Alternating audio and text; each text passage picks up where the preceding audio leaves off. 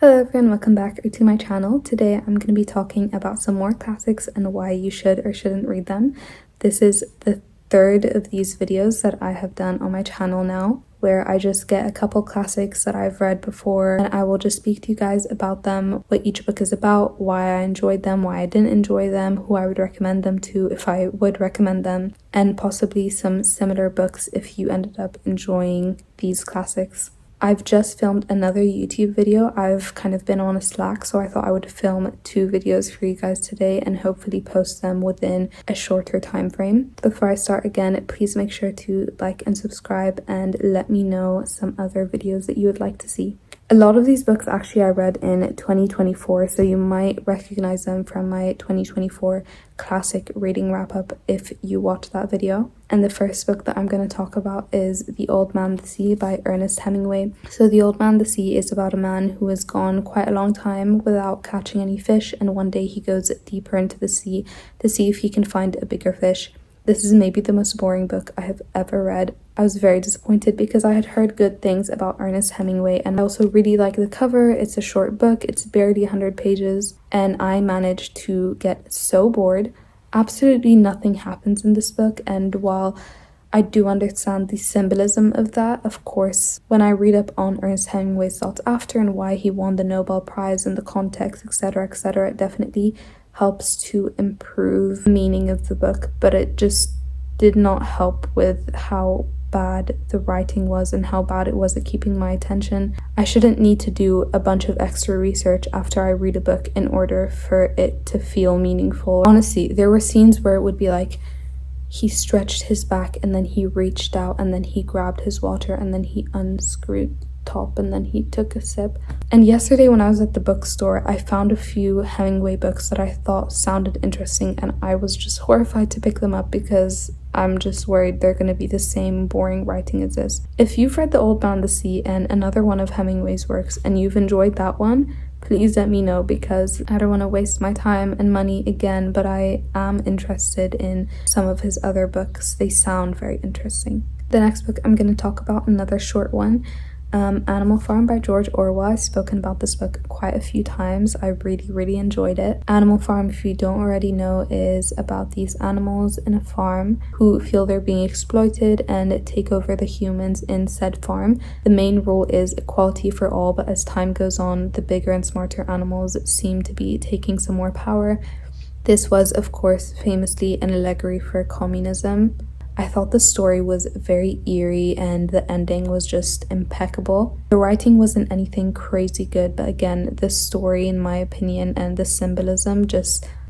If you enjoyed Animal Farm, I think you will enjoy 1984, but if you found Animal Farm a bit too boring for you, you might not, because 1984 definitely has some more sections where it kind of goes on and on. I actually have another short classic here again, The Metamorphosis by Franz Kafka. This is the second Kafka book I read. The first was The Trial, which I think I've spoken about in one of these videos before.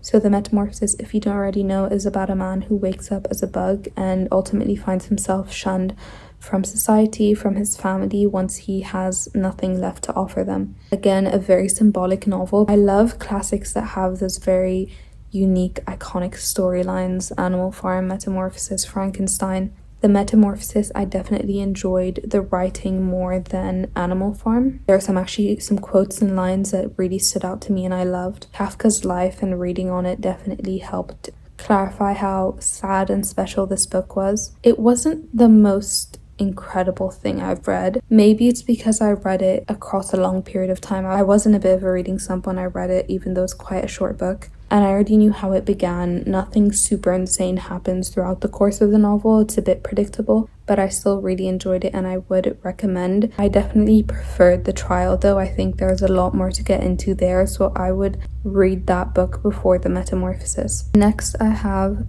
Dead Poets Society by N.H. Kleinbaum. A lot of people wouldn't consider this a classic, but I'm gonna put it in here because I have some thoughts. Dead Poets Society is most famous for the movie, of course. This was actually based on an early script of the movie.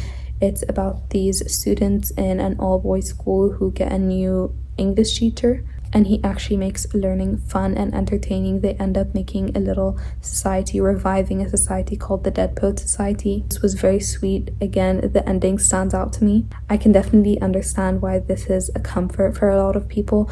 I've yet to watch the movie. I really need to do that.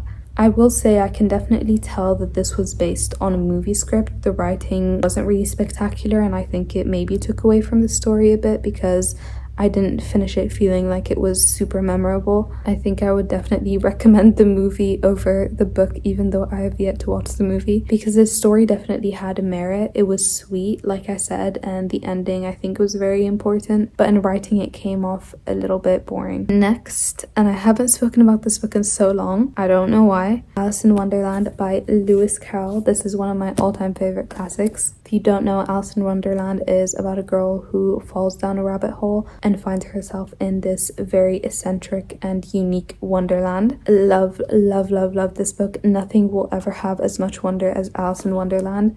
It's just so beautiful. It's definitely easy to read, of course, because it is classified as a children's classic, but there's so much to go into. I really need to reread it soon because it's been years since I read it. There are some really, of course, beautiful quotes that I'm sure you've heard of. The illustrations are so beautiful here. The world that Lewis Carroll created is just wonder. Honestly, it's magic.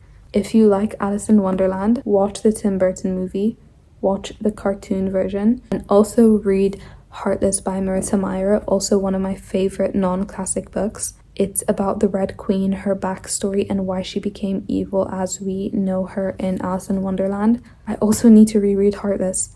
Alice in Wonderland is definitely one of my favorite worlds to go into because there's just so much and there are just no rules. He plays around with words, sometimes physically on the page. He plays around like a glitter bomb of literature and wonder and childhood fantasy. Love this book. The next book I have here is Othello by Shakespeare.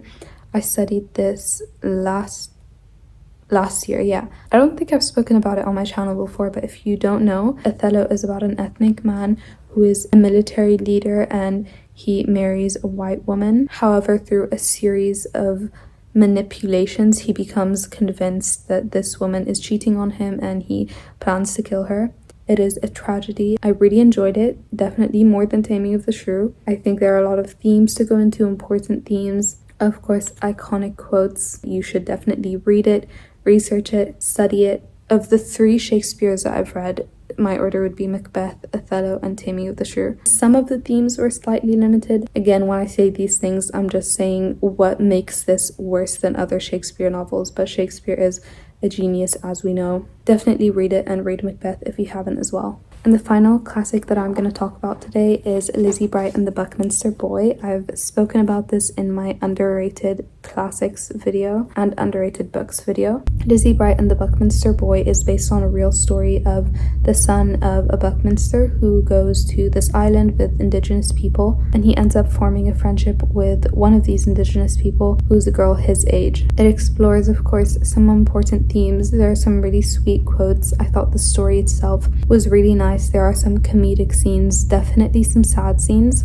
I have barely heard anyone talking about it, so I would definitely recommend. I think some of the writing was slow at times though. I can see why this isn't an uber famous classic, but I would definitely recommend. It's a really sweet book. I think if you enjoyed books like Anne of Green Gable and Little Women but wanted something that maybe deals with some more serious themes and has one coherent story, then I would recommend this. That is it for today's video. I really hope you guys enjoyed, and I will see you guys next week.